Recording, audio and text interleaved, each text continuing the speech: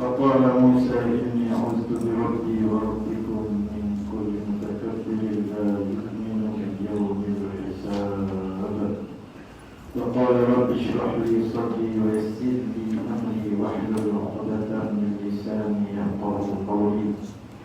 أما بعد فيا عباد الله أوصيكم بنفسي وإياي بتقوى الله وطاعته فقد فاز المتقون. وقال تعالى في محكم تنزيله بعد أعوذ بالله من الشيطان الرجيم بسم الله الرحمن الرحيم إن الصلاة كانت على المؤمنين كتابا موقوتا. وقال في موضع آخر أقم الصلاة لذكري. وقال في موضع آخر إن الصلاة تنهى عن الفحشاء والمنكر والبغي.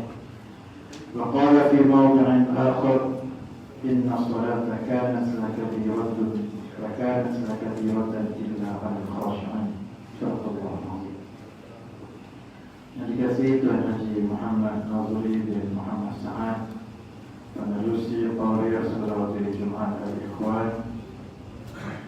Yang dikasihi Encik Nordin bin Salih, Timbalan penerusi Qauriyah Salawatul Jumat Al-Ikhwan.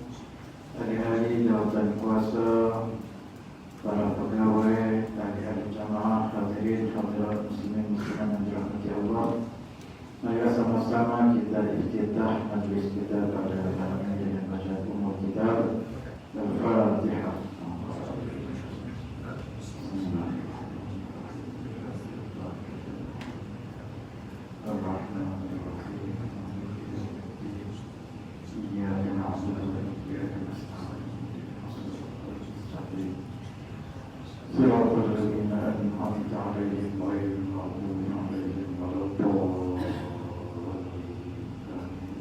Alhamdulillah, pertama-tamanya kita panjatkan seluruh rasa puji dan syukur kepada Allah Subhanahu wa taala di atas segala limpahan nikmat dan kurnia-kurnia yang besar-besar yang tidak henti-henti.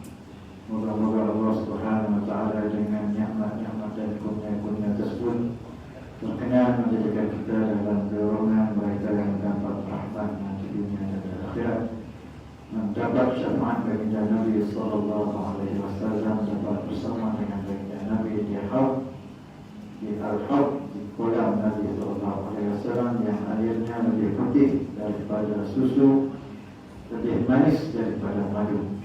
Siapa yang minum daripada telaga Al-Haud, Al-Kausar itu tidak akan dahaga lagi selama-lamanya.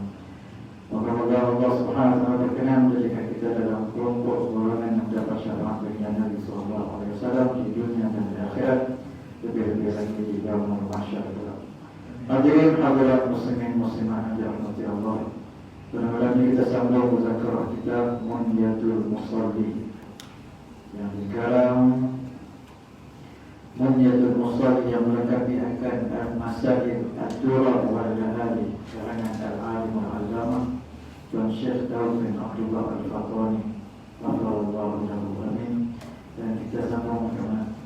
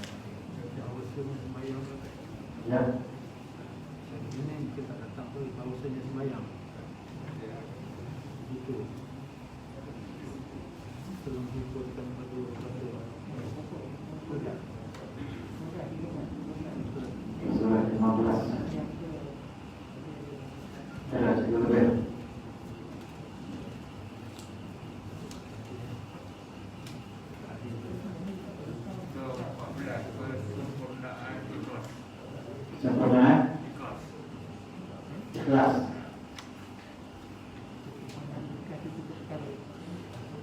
Adapun kesempurnaan ikhlas itu pada 3 perkara. ke surat 15, baris yang kedua daripada atas. Di tengah, baris yang kedua itu tengah kalau kita cari. Ini apa pasal ini dia capai ya. Bahawasanya sembahyang Setuju.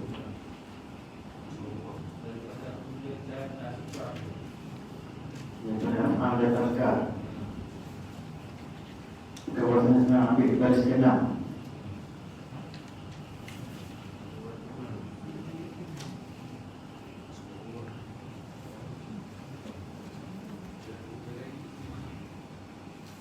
bahawasanya sembahyang itu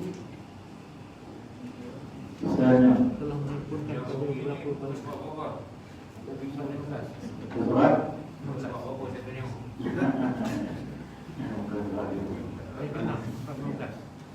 Ustaz 15 lagi 6. bahawasanya sembahyang itu sebenarnya telah menghimpun Baris ke-6. Yang bumi punya ke bawah. Yang kabur yang banyak kabur. Maka bahwasanya sembahyang itu sebenarnya telah menghimpunkan padanya beberapa daripada segala kebaikan di rahmat dan azkar. Surah 60. Yang Jawi buka surah 15 baris ke-6.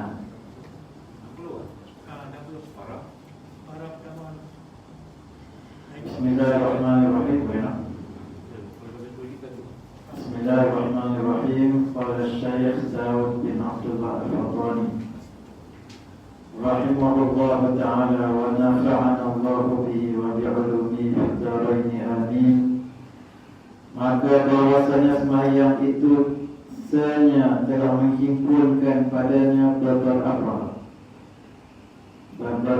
bagai daripada segala kebajikan, daripada af'al dan azkar. Maka apabila berdiri hamba kepada sembahyang dan berkata ya Allah Akbar, hendaklah ia muqaranah niatnya yang dimuktabarkan pada syarak. Jadi dalam sembahyang itu kebajikan di sini maknanya pahala. Maka bahwasanya sembahyang itu sebenarnya, maka dalam sembahyang itu telah menghimpunkan, maknanya ada himpunan daripada pahala-pahala yang terdiri daripada af'al dan azkar. Dia sebut dua tapi yang dimaksudkan semua. Sebab dia ada af'al, ada azkar, ada aqwal. Af'al, azkar, aqwal, dan dia ada niat. Niat. Dia sebut dua tapi maksud semua. Sebut dua tapi maksudnya semua. Bukan af'al dan azkar saja. Maksudnya af'al dan azkar itu memang dapat pahala. Niat dapat pahala. Apa yang kita sebut dapat pahala. Apa yang kita zikir dapat pahala. Apa yang kita buat perbuatan-perbuatan, zikir-zikir semuanya boleh pahala. Jadi boleh pahala macam mana? Boleh pahala kalau sempurna sujud dapat pahala sempurna sujud. Sempurna rukuk dapat pahala sempurna rukuk. Jadi ada orang rukuk tak sempurna, baca subhanallahil azim wa bihamdihi sekali saja. Contoh. Apa ada pahala? Dapat. Tapi tak sempurna macam orang baca 3 kali. Sempurna baca 3 kali. Ada orang yang baca dalam hati, tak kira baca dalam hati subhanallahil azim wa bihamdihi. Subhanallah. Hamdi. Rabbil azim tenggelam. Sempurna tak sempurna? Ya? Salah. Pasal benda sunnah saja. Sunnah ni kalau tak sempurna tak salah. Tapi kalau Fatihah, Alhamdulillah Rabbil Ar-Rahman Maliki Iyyaka, salah. Tak salah sebab dia baca dalam hati. baca ni kena diri dia orang hati. Kalau dalam hati banyak orang yang baca dalam hati tu. Dalam hati tu ikan keli sehari balik nak makan ikan keli. Hati tu. Nak bubuh minyak kereta dalam hati. Nak tengok wrestling dalam hati. Saya tak kira lagi drama Korea apa. Saya tak kata apa-apa. Nanti Brazil tu.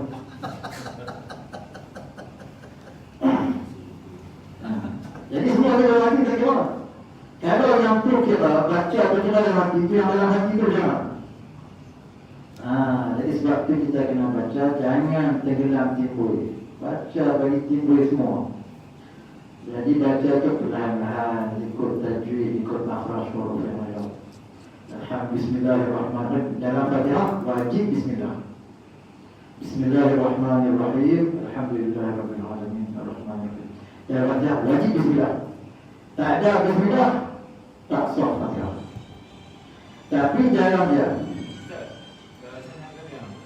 kalau katakan macam tenggelam timbul ke apa makmumnya kan, bukan ke dia bila dia berjemaah, bukan ke imam boleh dia cover untuk dia sampai. La salata liman la fatihata lah. Tidak ada salat bagi orang yang tak ada Fatihah. Dan walaupun dia baca tenggelam timbul, Tenggelam timbul, kalau dia baca tenggelam timbul tak sah lah Fatihah. Macam tak baca. Dia kena baca bagi dapat, bagi sebab nasah. Baru kalau pegang imam tahu. Kalau dia baca tak sah, dia baca Alhamdulillahirabbil alamin. Contohnya Alhamdulillahirabbil alamin Ar-Rahmanir-Rahim. Dia tak baca habis. Tak kait makna kamu, tapi kita bukan mazhab Hanafi, kita mazhab Syafi'i. Mazhab Syafi'i, imam yang muwafiq, makmum yang muwafiq, dia wajib sempurnakan bacaan Fatihah. Makmum yang muwafiq. Sebab itu kita kena tahu antara muwafiq dengan masbuk. Kena clear dulu, masbuk ke muwafiq. Kita muwafiq ni mana? Kita berdiri dulu sama dengan imam. Masa dalam rakaat tersebut, masa kita berdiri dengan imam, kita ada masa untuk baca Fatihah. Ada masa tak? Ada masa. Baca masa. Macam mana? Dia baca inna a'tayna ya. Ini bukan saya, Malik. Ya wajib. Bismillahirrahmanirrahim. Inna a'tainaka al-kautsar fasholli li rabbika wanhar inna syani'aka huwal abtar. Dia bukan kira masa kita baca Fatihah, masa kita berdiri tu. Maknanya dia baca Fatihah imam sampai fasholli li rabbika wanhar inna syani'aka huwal abtar. Ada masa lagi kita baca Fatihah? Ada. Maknanya kita muwafiq. Muwafiq maknanya kita wajib selesaikan bacaan Fatihah. Wajib. Walaupun imam lain tidak. Walaupun imam lain tidak, dia ada beberapa masalah tu yang hadir kuliah sebab yang imam sebab Ustaz Hadis. Bila hadir kuliah Ustaz Hadis sini, nak faham antara masbuk dan muwafiq. Sebab apabila dia muwafiq, dia ada beberapa masalah yang diberi kelonggaran sampai 3 rukun saja. Antaranya makmum yang dia baca Fatihah lepas imam baca Fatihah, dia ada masalah, dia muwafiq, dia ada masalah untuk baca Fatihah. Tapi imam baca surah pendek dan imam baca lagu, dia tak sempat ada yang baca. Dia diberi kelonggaran 3 rukun panjang. 3 rukun panjang maknanya imam rukuk yang pertama, rukun panjang yang pertama, dia tak habis dia baru baca Ar-Rahmanir-Rahim. Imam dia tidak tahu dia kena berdua, dia kena setengah sampai Allah memang tanggal tadi, dia wajib habiskan. Imam sujud, rukun panjang yang kedua, tak ada lagi dia baru pergi Nasrullah al-Mustaqim. Imam duduk antara dua sujud, duduk antara dua sujud tidak dikira rukun panjang, rukun pendek. Yang tidak dengan duduk antara dua sujud, ni rukun pendek, tak kira. Rukuk dengan sujud yang pertama, 2 rukun panjang. Imam sujud, ini 3 rukun panjang. Masuk 3 rukun panjang, dia kena habiskan bacaan Fatihah. Asal ini dia kena habiskan bacaan Fatihah. Kalau dia tak habiskan bacaan Fatihah, dia tak rukuk juga, maknanya batal sembahyang dia.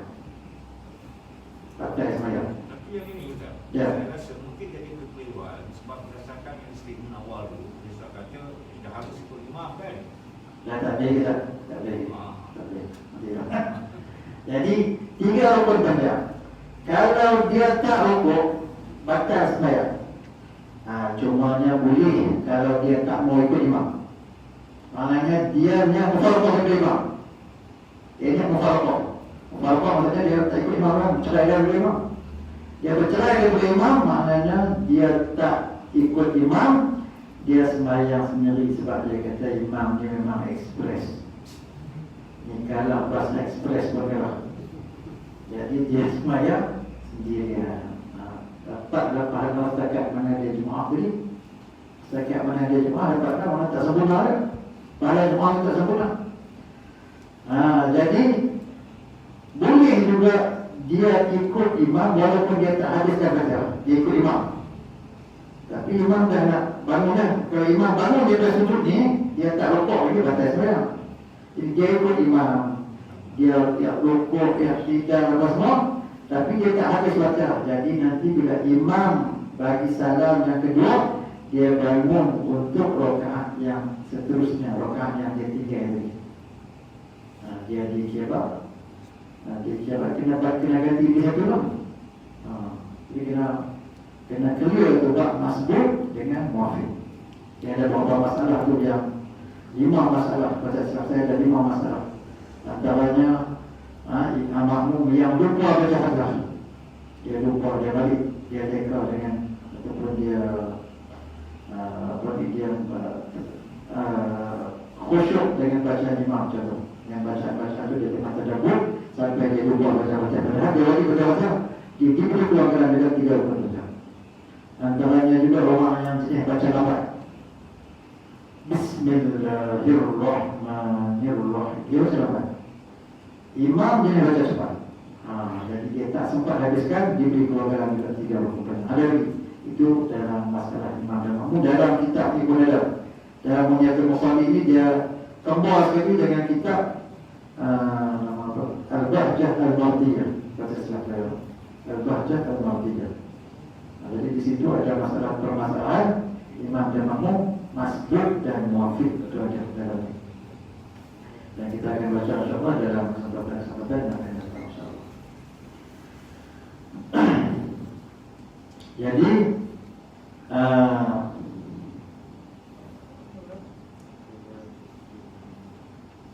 beberapa bagai daripada segala kebajikan, maknanya segala pahala, daripada af'al dan azkar, daripada perbuatan-perbuatan dalam sembahyang dan juga zikir-zikir dalam sembahyang. Zikir ni apa? Zikir Subhana rabbiyal azim wa bihamdihi, itu zikir.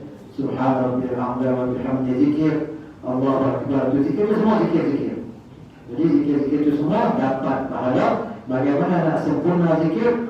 Sempurna zikir dengan sempurna sebutan zikir mengikut makhraj seperti mana disebut oleh orang Arab. Dan tadabbur makna-makna satu-satu itu dengan penuh khusyuk, dengan penuh penghayatan apa yang kita baca, apa yang kita sebut. Maka apabila berdiri hamba bersembahyang berkata ya Allahu Akbar, maka hendaklah ia muqaranah niatnya yang dimuktabarkan pada syarak. Jadi bila kita kata Allahu Akbar, maka masa Allahu Akbar itu kena masuk niat. Jadi muqaranah niat. Muqaranah maksudnya masuk niat. Dia ada beberapa muqaranah. Ingat tak? Dia ada 3 muqaranah. Muqaranah apa? Muqaranah kamaliyah, muqaranah urfiyah, muqaranah tawzi'iyah. Ada 3. Muqaranah kamaliyah ini maksudnya Allahu Akbar. Dalam Allahu Akbar itu sahaja aku sembahyang fardu zuhur, sahaja aku sembahyang fardu zuhur, dan terus masuk qasad ta'alluq ta'lil. 3 qasad ta'alluq ta'lil. Qasad maksudnya usolli, sahaja aku sembahyang. Ta'alluq fardu zuhur, fardu. Ta'lil fardu zuhur, asar ke maghrib, isya, subuh. Ini 3 benda ni kena ada qasad ta'alluq ta'lil masa kita takbir Allahu Akbar. Jangan tanya apa kenapa kena ada 3. Zaman Nabi itu ada apa? Jangan benar. Jadi ini daripada ijtihad Imam Syafi'i. Sebab innamal a'malu binniyat. Sesungguhnya setiap amal itu dengan niat. Dia nak letak mana niat semayang. Kalau setiap amal itu maknanya setiap yang kita buat ibadat yang Allah Ta'ala fardukan, yang Allah Ta'ala syariatkan, nak letak mana niat. Dia kena faham dulu makna niat. Apa makna niat? Makna niat qasdus syai'i muqtarinan bil fi'li. Mengqasad sesuatu sama dengan buat perkara tersebut. Sama dengan buat perkara tersebut, sama dengan kita nak mula sembahyang, kita kena qasad sembahyang. Di masa bila kita mula sembahyang, masa kita takbir Allahu Akbar. Masa itu kita masuk sembahyang. Sebab tu takbir itu dinamakan takbiratul ihram. Apa makna takbiratul ihram? Takbir yang mengharamkan. Mengharamkan apa? Mengharamkan perkara yang halal sebelumnya jadi haram. Contoh makan halal. Tapi bila dah takbir, haram dah sembahyang. Saat haram dah makan, jangan sembahyang. Bercakap boleh sebelum sembahyang. Harus nyasar masuk sembahyang, haram dah bercakap-cakap. Jadi takbir dinamakan takbiratul ihram.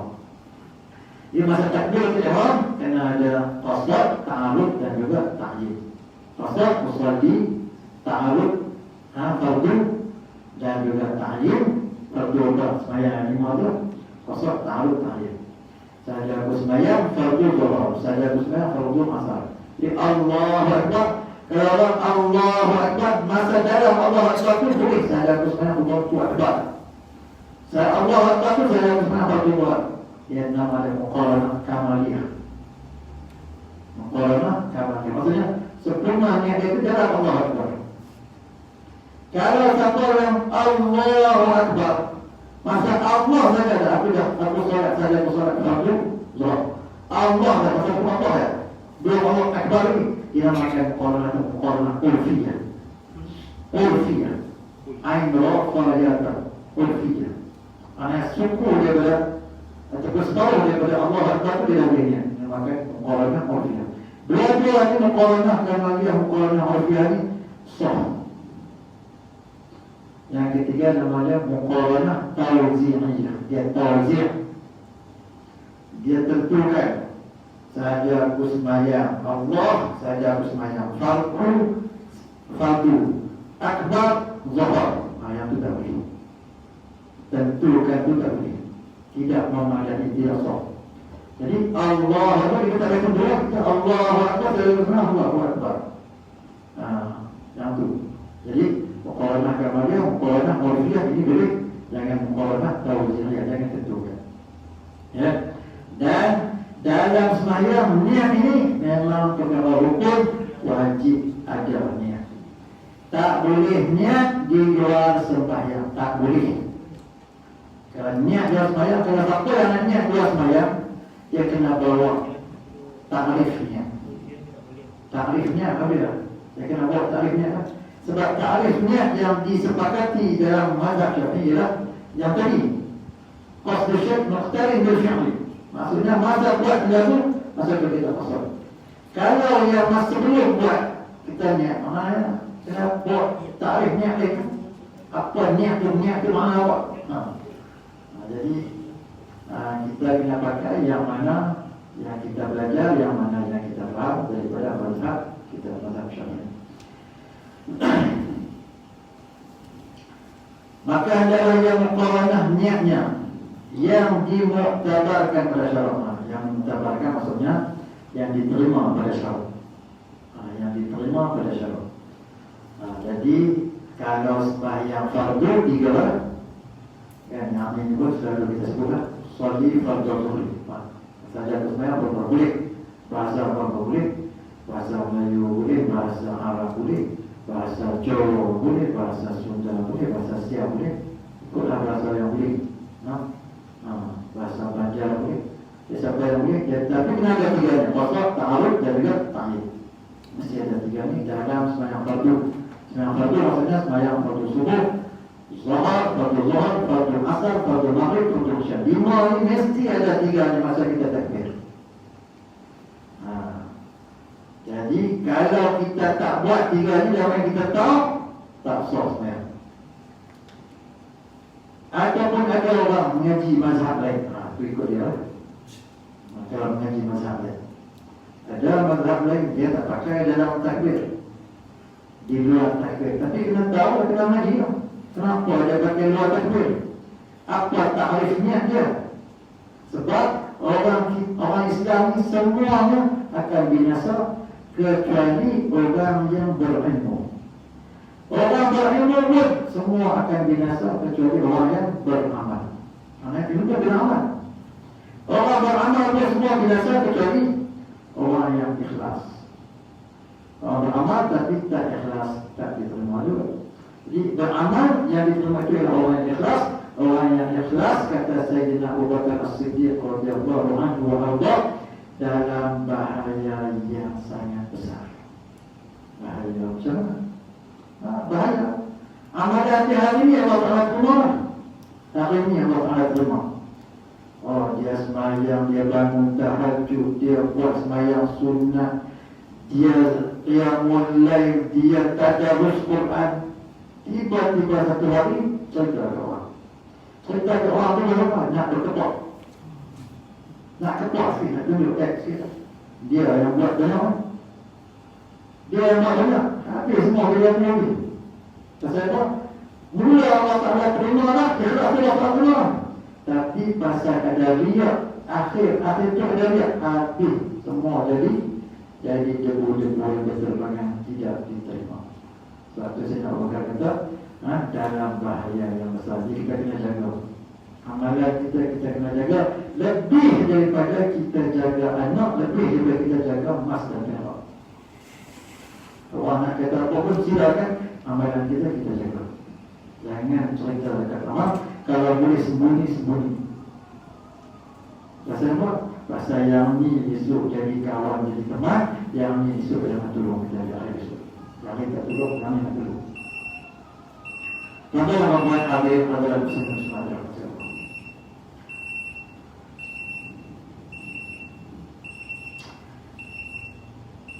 Maka adalah yang qanahnya pada yang dimuktabarkan pada syarak.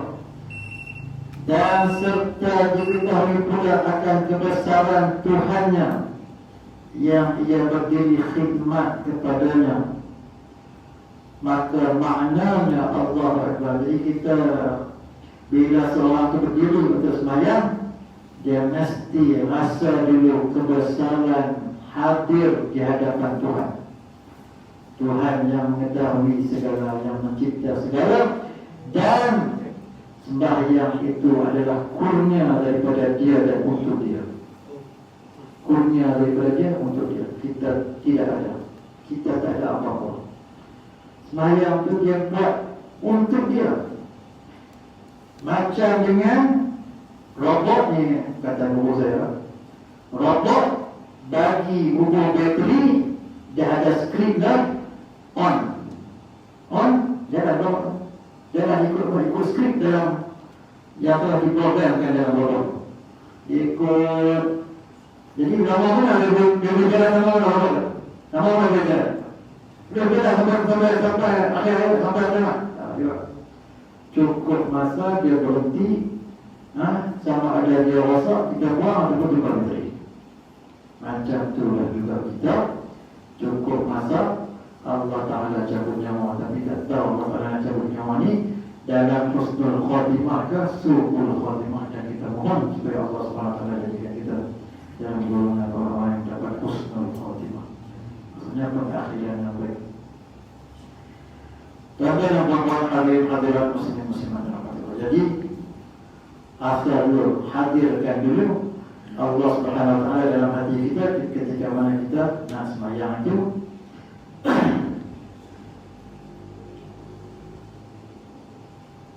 Maka maknanya Allahu Akbar itu terlebih azam. Allahu Akbar, Allah Maha Besar.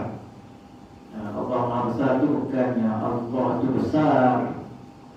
Allah itu besar, lebih tinggi daripada pokok kelapa. Kita tak lihat, lebih besar daripada rumah, lebih besar daripada istana, bukan macam tu. Maksudnya kita minta supaya kita buat kelas tauhid, dikenal Allah. Dikenal Allah tu, Allah Ta'ala tu zat Allah, kita tidak tahu. Kita tak tahu zat Allah, jadi kita kenal Allah tu dengan kenal sifat-sifat Allah. Jadi berapa sifat-sifat Allah? Sifat-sifat Allah kita bagi pada tiga. Sifat yang wajib bagi Allah, sifat yang mustahil atas Allah, sifat yang harus bagi Allah. Jadi sifat yang wajib bagi Allah itu ada berapa? Bukan 20, bukan 13. Ada berapa? Banyak, tidak terhingga. Sifat-sifat Allah sebagai wajib bagi Allah banyak, tidak terhingga. Tapi yang kita wajib tahu, ikut pandangan Imam Abu Mansur Al-Maturidi yang juga dipakai oleh Sultan Muhammad Al-Fatih. Sultan Muhammad Al-Fatih ni siapa? Yang buka kota Konstantinopel, Istanbul. Dia kata Istanbul. Istanbul. Yang buka Istanbul, Sultan Muhammad Al-Fatih. Sultan Muhammad Al-Fatih ini dipuji oleh baginda Nabi sallallahu alaihi wasallam. تفتحن القسطنطينية فلنعم الأمير أميرا ونعم الجيش ذاك الجيش.